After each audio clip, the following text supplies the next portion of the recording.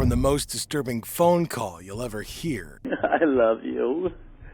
I love you too. Don't you wish you were here with me right now? Yeah, I really do. I really do too. To a rabbi getting caught in the act. I like sucking and being sucked. This is the absolute worst of To Catch a Predator. Starting with Lorne Lynn Armstrong, who started chatting with what he thought was a year-old girl named Kayla and would soon make the most disturbing call. Hello? Hello? Hi. Hey.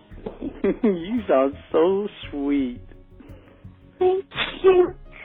I got a stupid question. Huh? How do you pronounce your name? Lorne. Well, okay. I'm sorry. Well, don't be sorry. You were so sweet. I'm really quick to get them things so I don't get you pregnant. Because I thought that I got them, and I didn't. Okay. So I gotta get them. The decoy literally sounds like a toddler, which is what makes this conversation sound so disturbing. Back in their chat log, Lorne played the nice guy at first, talking about protecting her from other weirdos. But quick as a flash, he jumped straight to the gross stuff, personifying his equipment as Mr. and hers as exposing himself to her on webcam and planning to snatch her up for the R word in his apartment. Would you like to see it up close so you can get a better look at it? What he would soon be seeing up close is the inside of a jail cell. The chat log alone was a monster, over 400 pages of possessive creepiness where he got jealous of her fake family and even threatened her ex. After a month, he showed up at the Bowling Green Sting House on his birthday asking for a kiss from the decoy. Well, I want a kiss first. And then what? Can I have a kiss first? He was starting to get a little too comfortable, but his world was about to come crashing down in 3, 2, 1. Good. Seem pretty comfortable there. Hi, sir. This is the precise moment Lorne's big smile turns to disbelief and terror. He's doomed. Chris Hansen proceeds to read back all of those heinous chat logs to him. Is Miss thinking about Mr. I bet you're thinking, what a loser. But wait till you hear his cry for help once he's told that he's going to be on TV. I'm Chris Hansen with Dateline NBC, and we're doing a story. Upon hearing this, there's nothing left to do with this man other than telling him that he's free to go. Now you're free to walk out of this house right now. Guess what happens next? Sheriff's office, down! He ends up taking a plea for 7 years, serves 5, gets lifetime probation and sex offender status. Once he's back in Maine, he tries a YouTube channel called The Lorne Reality Show, posting strange singing videos and trying to sell merch. But of course, it bombs, he ends up getting trolled. But that's not the end of his clownery, because later he gets swatted during another catfish call, found drunk and naked, violating parole with booze and unpaid monitoring fees, lands back in jail for 6 months. In 2024, Hansen's podcast shares that he failed therapy, got aroused by a kid singer, lost jobs, and tried to knock up a Canadian to flee. Maybe he just should have stayed in jail. But some guys still think showing up with gifts and a smile will get them what they want. Meet our next predator. Jeff Sokol was a 44-year-old divorcee who groomed a decoy he thought was year-old Bailey. In their chat, he asked her about trimming and bragged about his efficient manliness. But the strangest part was that he even floated a fake marriage contract just to make things legal. After all of this, he drove 2.5 hours to the Sting House, bringing pizza, vodka, and some orange juice. He thinks all of this earns him at least a hug. Sorry, I'm really nervous. Don't worry, Jeff, they'll get it fixed up for you. This is probably how it went in his head. Sorry, I'm really nervous. You can get a hug? Of course, this didn't actually happen, and now it was time to confront this creep. Hi, who's this? I'll get to that in a minute. Who are you? Jeff's the type of guy who walks into a stranger's house and demands to know who they are, but it gets stranger as he makes a very unusual request next. Can I eat first? Sure, go ahead. The guy can't possibly be serious. Go ahead, have a bite. Wow, I haven't done anything wrong. Apparently he is. This might have been the most bizarre interaction Chris has ever had with a pred, because Jeff is so convinced that he can gaslight his way out of this. Like a dishonest, dirty person. This guy really didn't believe he did anything illegal. They had to let him walk out of there and get him arrested to prove it.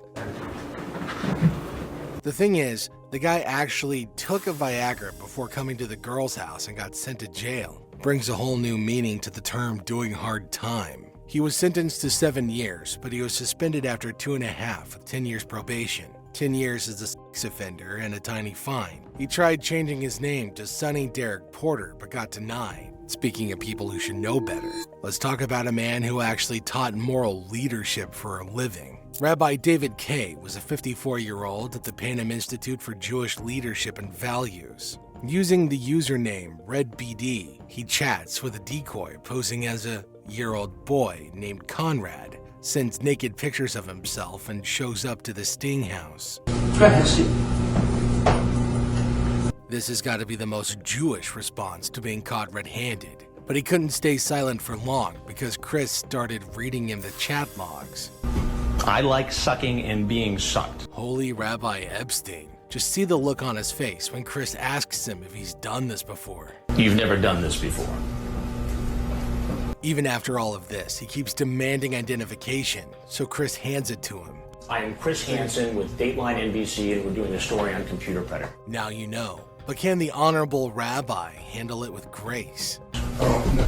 Come on, guy. Looks like he can't. It turns out neither can the rest of his family. Apparently, they're all in denial. But the police don't care about that. He was charged with coercion, enticement, and travel for illicit sex. Convicted in 2006, he got 6.5 years prison, served time. Got released in 2012 with 3 years supervision and lifetime sex offender tag. He resigned from his job days before the episode aired and got fired from the synagogue. But in 2012, he showed up at another synagogue, Adat Shalom. There he was recognized again from the show and got banned.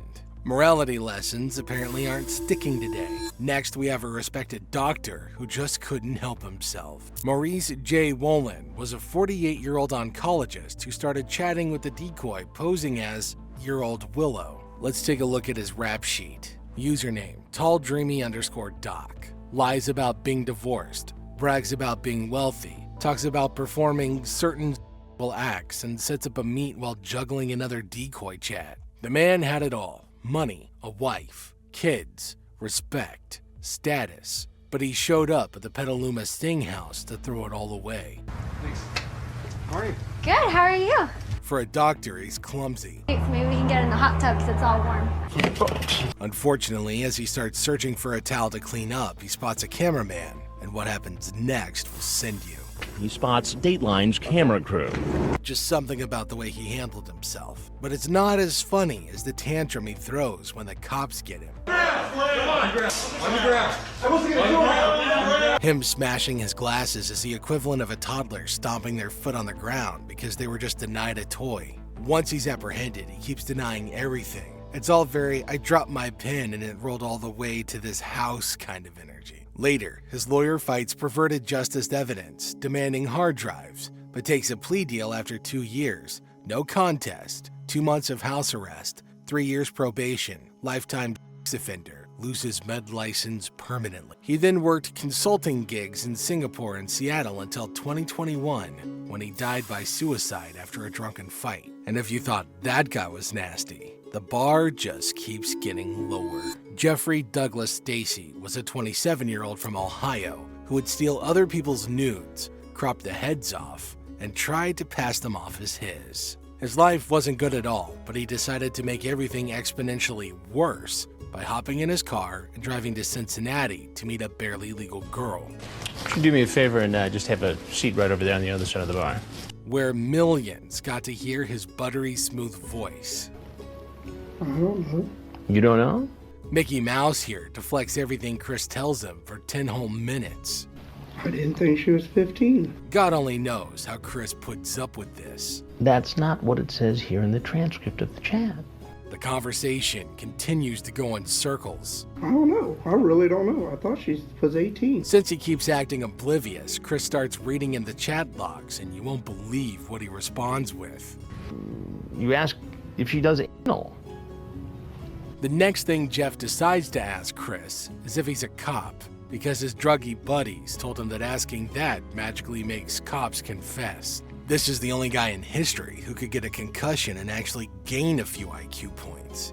If that's what it was, I'm sorry. I didn't know. After this, Chris just tells him that he's free to leave, but you know what's about to happen next. Sheriff's office, get your hands up, get on the ground!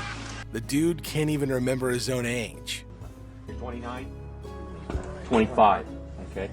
Him and that Dr. Maurice must be competing for the most pitiful predator award. Jeff is sentenced to 6 months in the clink, 6 months probation, 10 years on the registry, mandatory therapy, forfeiture of car, and cough up cash for the cops' overtime because he wasted everybody else's time. This was easily the hardest episode of Mickey Mouse Clubhouse I've ever tried to watch. Post-prison, Jeff somehow tricked an adult woman into marrying him. He even landed a karate instructor gig, but his wife turned out to be a nightmare abusive psycho who would often beat him and make threats to accuse him of assault. He committed suicide in 2017 at the age of 38. It's still a mystery if he OD'd or if his wife got him, but this is what his autopsy looks like.